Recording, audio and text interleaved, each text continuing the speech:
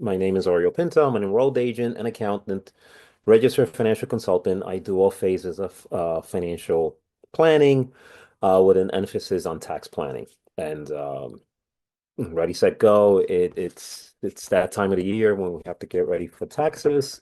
So for today, what we're going to do is we're going to go through what's important in tax matters and how to understand those things, how to keep more of your hard-earned money, how to avoid any mistakes, how to make informed financial decisions. We're going to learn what deductions are, what credits are, the different filing options that we have, how to avoid common mistakes, what to do once you get a refund, and also what to do if you're winding up paying more than you expected.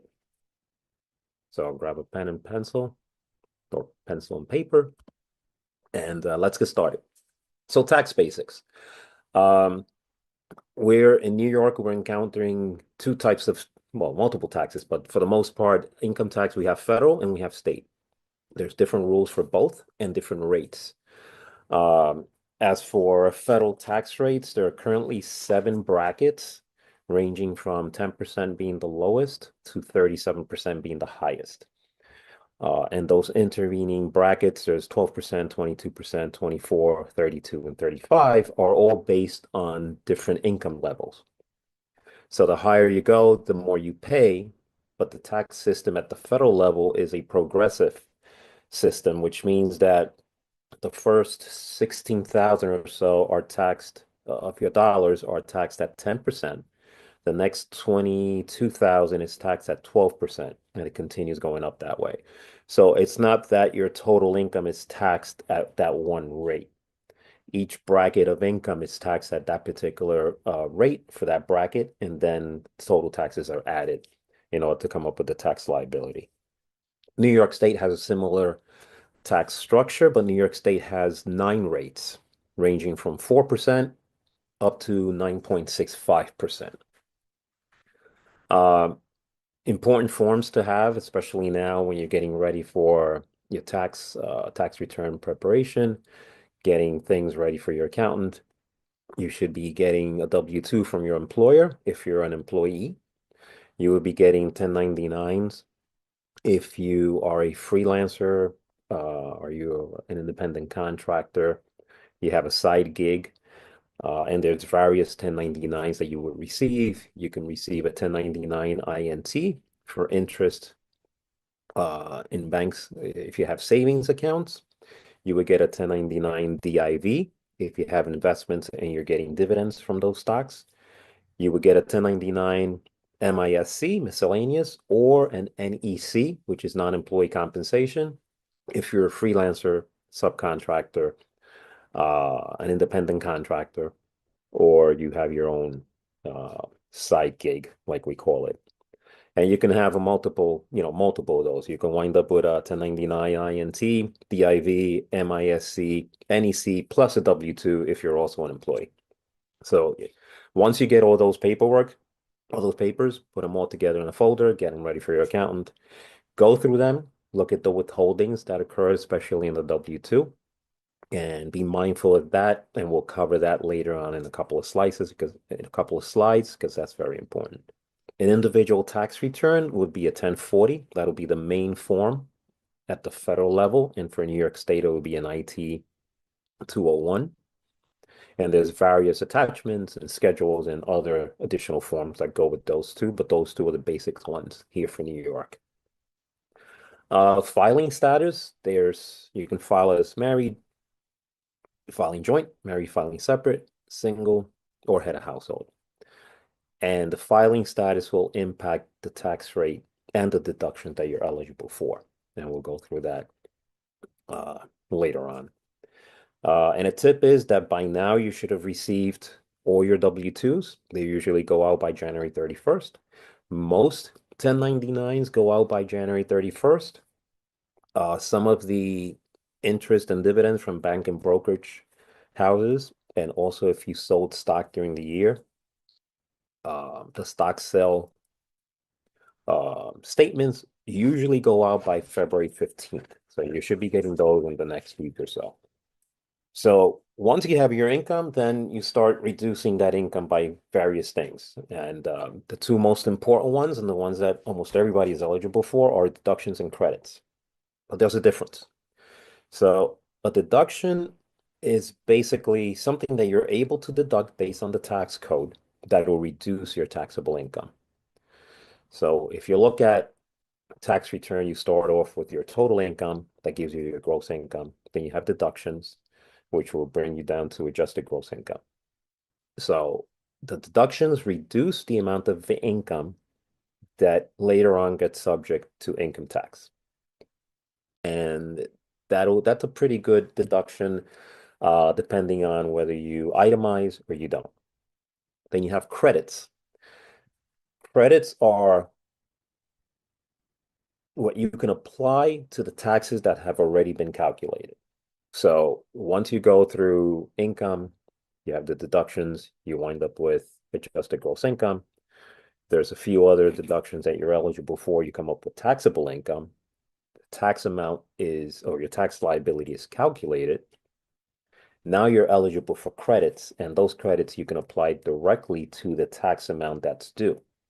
So that's a dollar for dollar reduction of your tax bill. So just by the explanation, it would look like credits are much better than deductions. And that is the case, because deductions will only reduce the amount of income that's subject to tax, but the credits will actually reduce your tax bill dollar for dollar.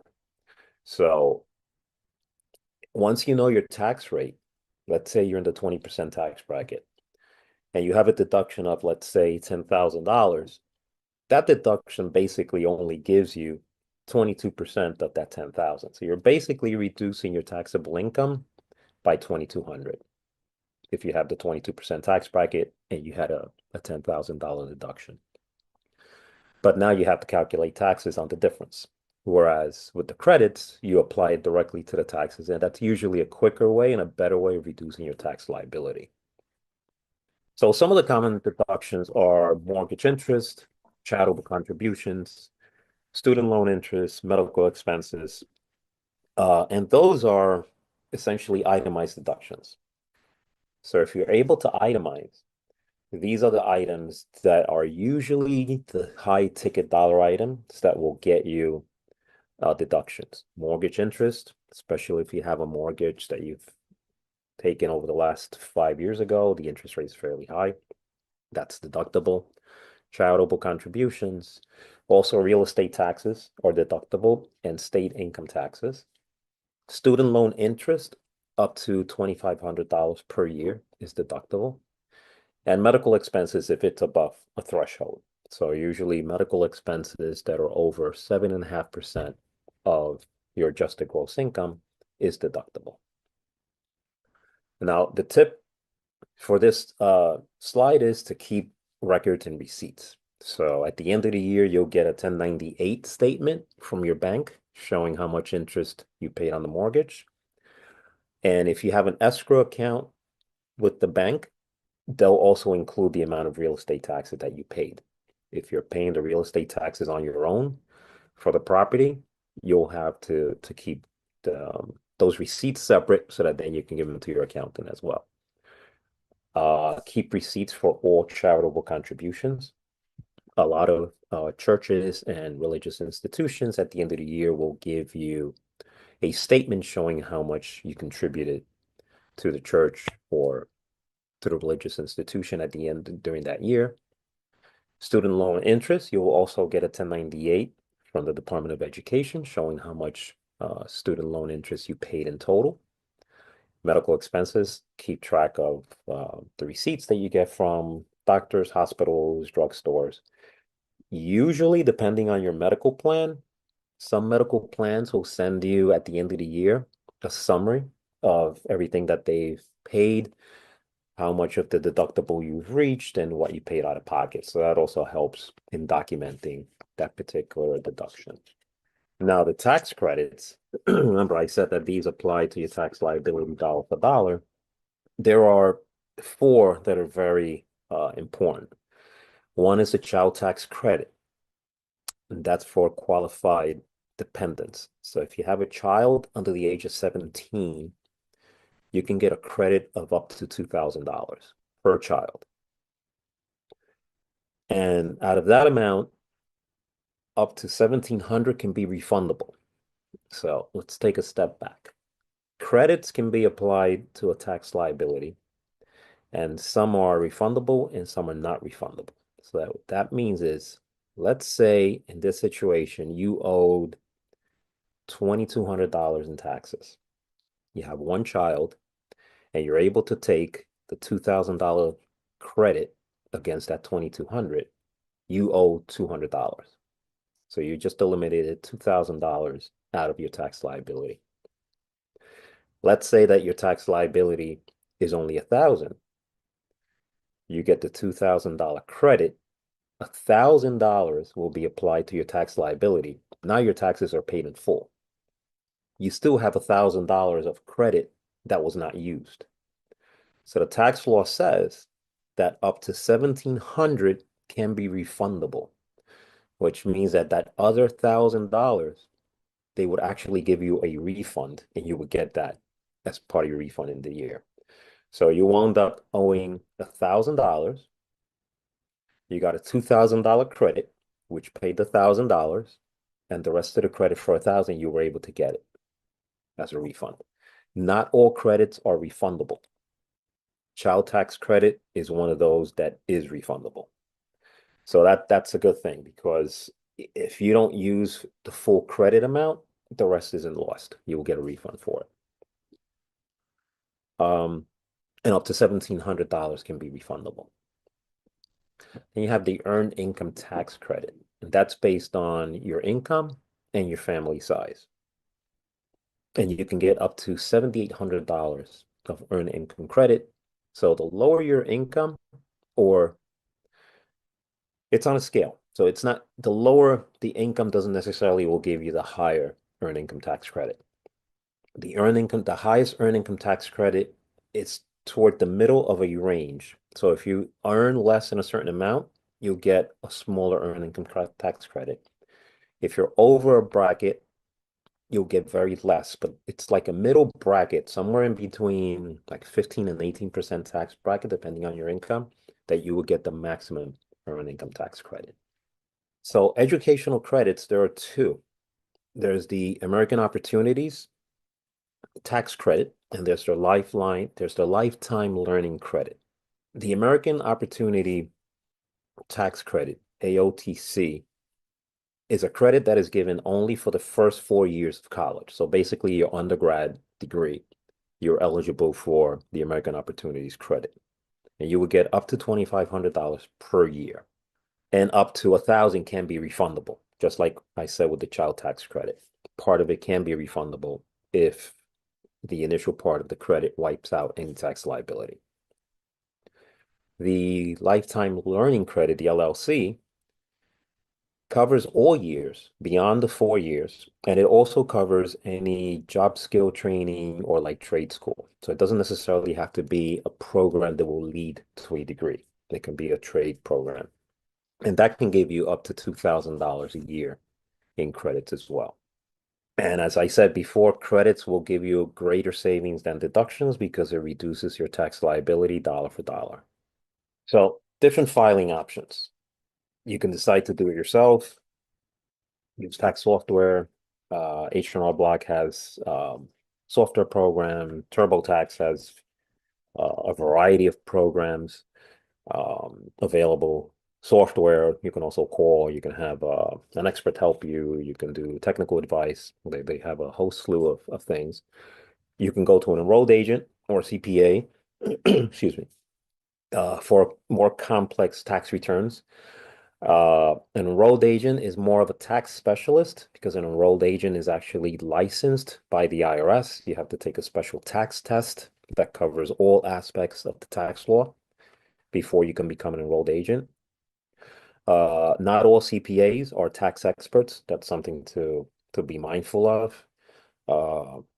The majority of the CPAs will do tax, but they are not tax specialists. The CPA is basically a certified public accountant, and their license basically gives them the right and the authority to perform audits. Taxes are in addition to it. So if you go to a CPA, make sure that you go to a CPA who's a tax specialist. And then there are free resources.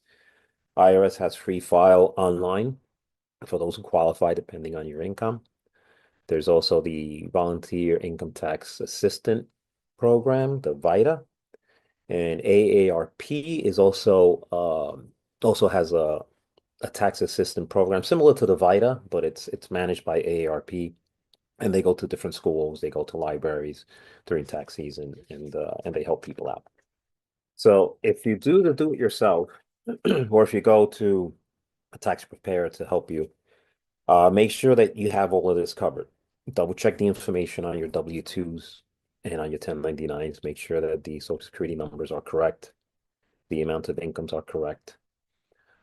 Any deductions from a W-2, check it to make sure that they're correct as far as the withholdings. If you're participating in a pension plan, if you've put money into a 401k through your job, make sure that those numbers are correct. Compare them to your end of year pay stub. Make sure the numbers are all right. If not, go back to your employer and get a replacement or a corrected W-2. Make sure to report all the income. Don't forget any freelance work or side gigs.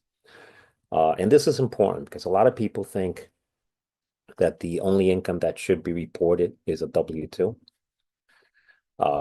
They think that the 1099 is just a reporting mechanism where the company that you perform these outside services for is just telling you this is what we paid you. But the information on the 1099 gets reported to the IRS.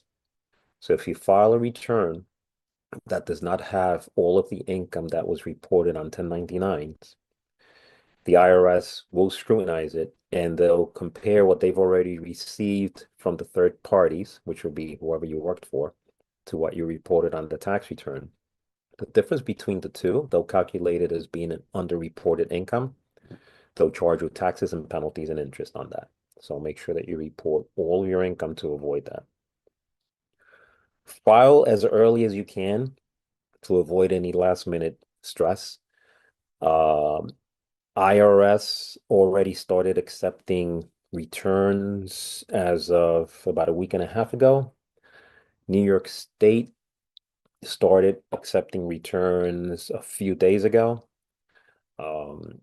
If you were to file them before they're accepting it, they put it on pending, and then when they open up their systems, then they process it. Depending on the software that you're using or which practitioner you go to, they might hold on to the files before they e-file until the dates of opening and operations. So, but the earlier you do it, the better. Depending on some tax returns that have earned income tax credits, those get reviewed a little bit more. They get scrutinized more by the IRS. So if you're expecting a refund, it's going to take a little bit longer. So if you do it earlier, it's easier.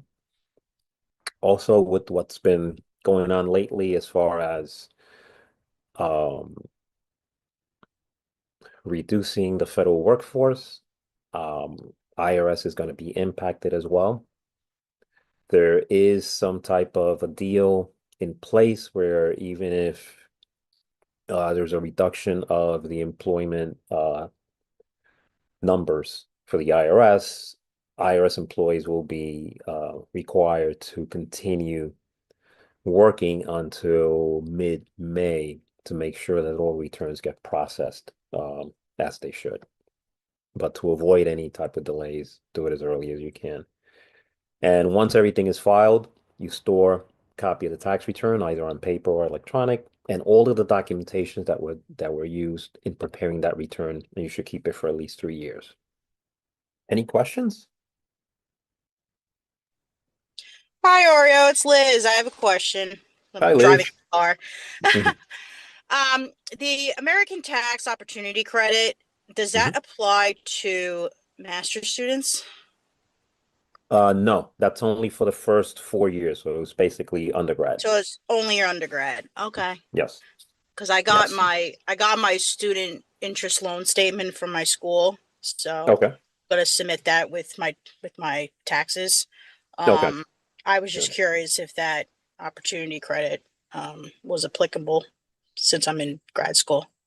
No, but you would be eligible, depending on your income, for the lifetime learning credit, because that goes beyond 4 years. So the Oh, second, yeah, so the second credit you're eligible for. The American opportunities you wouldn't be, but the lifetime learning credit you would. And you can be eligible for up to $2,000 credit on that one. oh wow. Okay. Yeah. Yeah. I'll So I'll based on ask your my income, yeah, based on your income, you might be eligible for that one. all right. I'll ask my accountant about that. Okay. Thank you. You're welcome. And I see that the you can keep records up to 3 years from Mhm. I mean from back in the day when I was working in a tax office. I thought it was 7, but I guess they decreased it over the years. So Yeah, is that true? the IRS requires three. I personally tell my clients to keep it between 5 and 7, uh, unless I know that the client has reported everything. Usually they would say up to 7 because the IRS can go back and open up tax returns up to 7 years if there's underreported income. So it depends on who the tax filer is, and how well the tax preparer knows them. So I usually say 3 to 5. If it's somebody who's self-employed, I'll tell them keep it between 5 and 7 because the IRS can always come back up to 7 years and open up old tax returns. They usually don't go past 3, but if there's underreported income, they can go as far back as 7. And then they could amend the tax return. Is that how it works? Yes, if there is income that was underreported, then you would have to amend the tax returns for those years. Right. Okay. Great. Thank you, Aureo. No problem. Um, okay, so common mistakes to avoid because these will delay the tax filings or can cause problems even if the tax filing goes through once it gets reviewed. Filing with incorrect social security numbers. Most of the times, those get caught the minute it gets e-filed because the IRS does a comparison of the names with social security numbers based on social security files that they link to, and also based on the history that they have if you've already filed tax returns in the past. If it's like a new filer, like a student or somebody who just started working, and there's no tax history, it might take a little bit longer. But if you've already filed tax returns, with them for several years, the minute it gets e-filed, they can pick up the fact that that name and that social security don't match. So make sure your numbers are correct. Uh, Forgetting to file your tax return if you do a paper filing. Um, the mandate now is that all returns have to be electronically filed.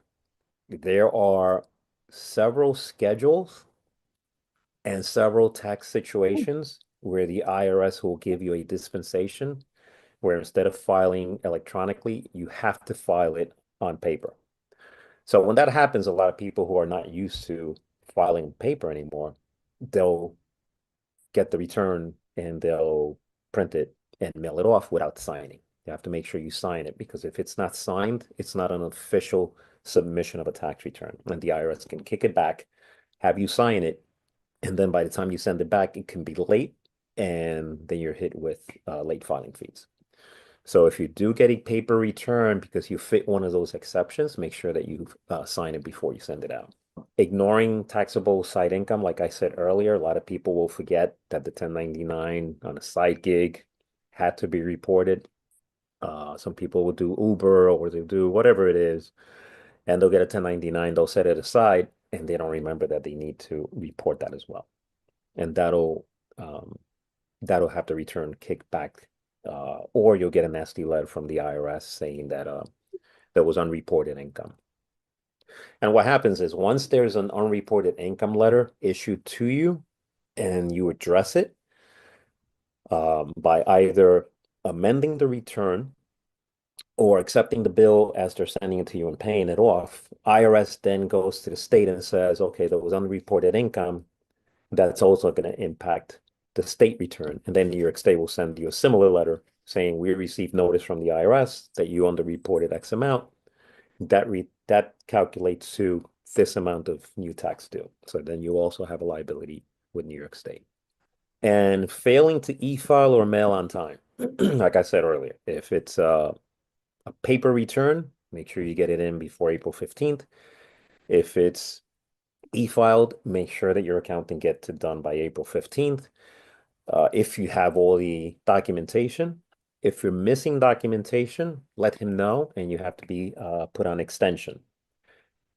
Don't go past the 15th without an extension. If you file for an extension, at least the IRS knows that there is something that's going to be coming in.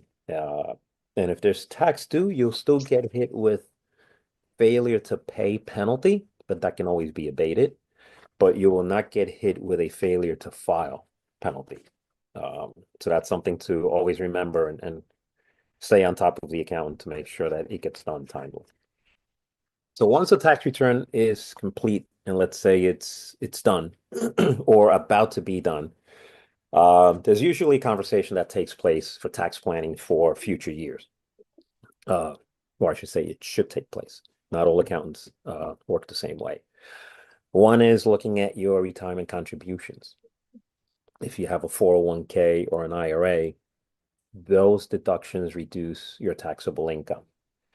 The 401k will reduce your income at the source. So as you're getting paid a salary, you're putting money aside into a 401k.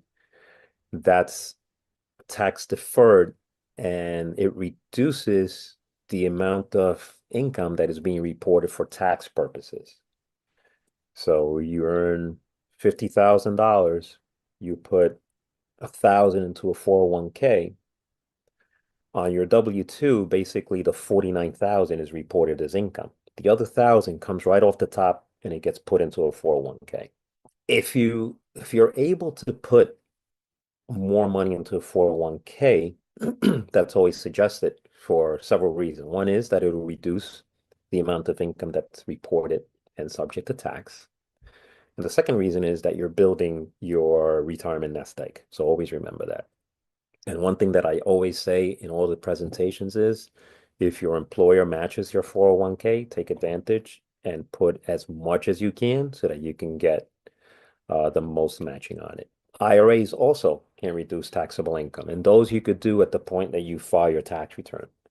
So when you're filing your tax return, you can then, if you're going to get a refund, let's say, or you're going to owe money, you can always say, I'm going to put money into an IRA and deduct, depending on your income, you can deduct up to $7,000 of whatever you're putting into an IRA from your taxes. So that'll reduce your income and you'll wind up paying less taxes, plus you're putting away money as well. So that's something to always remember, especially with the IRA as you're completing your tax return. Health savings accounts are something that has been in the market for close to 10 years. And a lot of people have it, but they don't know what it's really about. And they don't know that there's, like it says here, there's a triple tax benefit. A health savings account, it's similar to like in some places it's called like a flex account, where part of your income is put aside into this separate account so that it can cover medical expenses later. The triple benefit is this. The first one is that whatever money you're contributing into an HSA is tax deductible. So it'll reduce your income. So that contribution, let's say you put $100 into an HSA, it's going to reduce your income by $100. So now you have $100 less that you're going to be paying taxes on when you prepare your tax return. The second one is that any increase in that account becomes tax deferred. So those accounts are usually put into either a money market or some type of a mutual fund by your employer. And as it grows, either through dividends or interest, it'll be tax deferred. So you don't have to pay taxes on that growth. And that's the second benefit. The third benefit is that when you withdraw money from an HSA to pay for a qualified medical expense, that withdrawal is tax-free. You've put money away, you have $1,000 in an HSA account. It's now grown to $1,100. you have medical bills or medicines or co-pays or major life event where um, you need to now take money out of that to pay for this particular medical expense. Whatever money you take out, you can take out the full 1100 and it should be tax-free as long as you use it for qualified medical expenses. So the $1,000 that you put in is tax-free. And the $100, which was what it had grown to based on interest or dividends, is also considered tax-free. So that's why it's a triple tax benefit. Money going in is tax deductible because it will reduce your income. The growth of the account is tax deferred, so you don't have to pay taxes on it. And the withdrawal of the any amount that you take out for eligible medical expenses, it's tax free. So that's something to also look at. And if your employer has a HSA account option, look into it and look at based on your tax bracket. Ask your accountant if it looks like something that you should be doing. Uh, 99% of the time, it is something that you should be doing, especially if you have medical expenses. Oh, and there's no time limit. So even if you're healthy and then you have to go through some medical procedures or whatever, all the money that's been in that account in the meantime, it still continues to grow tax deferred.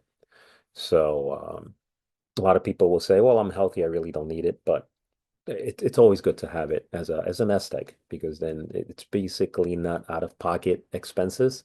It's something that you've already saved for as you're going along. And an important self-employed tip is to keep track of your expenses and consider quarterly estimated payments. So let's say you do Uber, let's say just as an example.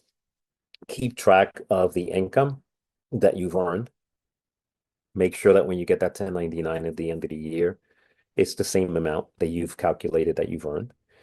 And keep track of all the expenses that you can deduct against that income. Depends on the type of business that it is. You know, if you're buying merchandise for resale, keep track of how much you're spending in buying it. Keep journals, keep as many books and records as you can of all the expenses. You can put it on a spreadsheet, mileage, tolls. The way I describe it to my clients is every dollar that you spend that generated income to you is deductible as long as there's a tax law provision for it. So if you're in the Uber business, mileage, you can write off mileage, you can write off gasoline, you can write off the car maintenance, car payments, and a whole slew of things. Um, if you have some type of a retail business on the side, you do Amazon or eBay, keep track of the inventory that you're buying and what you're selling, and then the shipping expenses is deductible. Uh, Packaging the product that you're receiving and then repackaging to mail out, that's all deductible. So look at how much you're spending or what's coming out of your pocket that you're using in order to be able to generate that income. And if there's a provision in the law that says that that's deductible, it's deductible. And just keep track of that and have that discussion with your accountant as well. So how do the taxes get calculated? If you're an employee, it gets calculated based on the W-4 that you submit. And a lot of employers, and it's highly recommended that at the beginning of every year, you go back to your employer or HR and submit a new W-4 if anything has changed. A lot of employers will require a W-4 every year anyway, even if there has been no change. So for the federal withholdings, it's a W-4. For the New York State withholdings, it'll be an IT 2104. And you just restate your marital status and any changes as far as deductions. You know, if you moved into Yonkers, Yonkers has a local tax as well. That should be taken into account when you prepare an IT 2104. If you move out of Yonkers, also prepare one so that you don't have to pay Yonkers tax.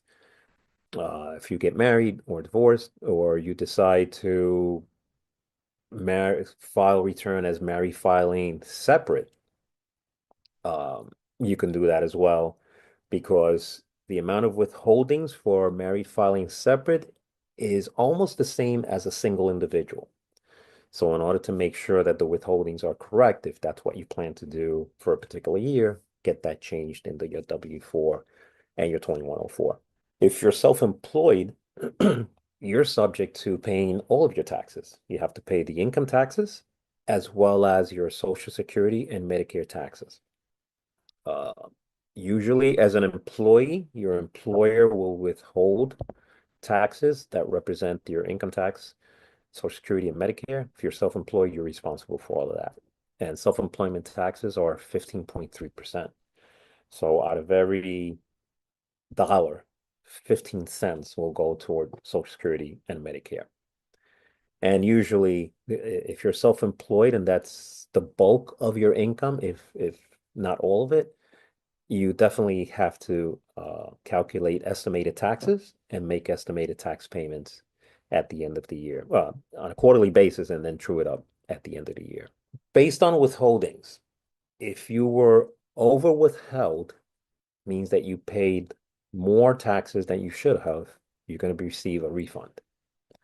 So if you're going to get a refund, this should be a little bit of tax planning as to what you're going to do with it. You can fund an IRA, can pay down your debt. You can fund an emergency fund. It's a slew of things that you can do. Invest it, um, put it into, like I said, into an IRA for retirement, or just put it into an investment account, um, instead of just spending it, unless you know, take a little bit of it and spend it, and then the rest do that. That's fine as well. But in the meantime, you should adjust your withholdings so that you do not have a large refund. Some people like to get large refunds because to them it's like forced savings. It's not recommended because you're not getting any interest on it. You're not getting any type of gains on it. You're better off reducing your withholdings, making it very close to what your liability would be. And as you get that money in every paycheck, that extra money, just put it aside and invest it. So if you were under withheld, which means that you didn't pay enough taxes and now you owe, you definitely need to make adjustments on your W-4 and your 2104 to have more taxes withheld, and or consider making estimated payments. Some people, their income will fluctuate. So individuals who have like incomes where it's just not steady year to year, especially if you're self-employed or you have a side gig in addition to an employee income, then in that case, since it's really not something that's steady or consistent or similar to prior years, it's easier to do estimated tax payments on a quarterly basis. So we're reaching the end. We'll actually did this fairly quick. So one thing that I want to say, the final tip is the IRS will not call you. There's a lot of scams going on where you'll get a call, especially now. It usually happens toward the end of the year, right before tax season. Then it happens during tax season, and then it happens right after, where there'll be scam calls saying, you know, you have not filed your tax return, or you filed and you owe taxes, or we reviewed prior year's taxes and you owe money because you didn't report all your income. Don't answer those calls. Don't entertain them. Don't have a conversation with whoever called. IRS will never call you out of the blue. If the IRS does find an issue with a prior tax return, or if you filed a return and there is a discrepancy, IRS will reach out with a letter. And once you get that letter, you contact the IRS, you establish the contact with them. An agent will very likely be assigned to continue the process with you. And then at some point, you'll get emails from that agent or phone calls from that agent once you've already established that initial contact. But they will not call you out of the blue and say you owe money, you have to pay this, or you didn't file a tax return, or we lost your tax return, you have to file again. So don't entertain any conversations like that with anybody who says they're from the IRS. There has been calls that have gone out saying that they're from the IRS. There have been calls stating that they're from the Department of Treasury, and it's all the same. Anything that does not sound right and that you have not initiated a call with any government agency, do not respond and do not give any details. Oh, one thing that I should point out is that this year, there hasn't been much in the way of changes from prior year.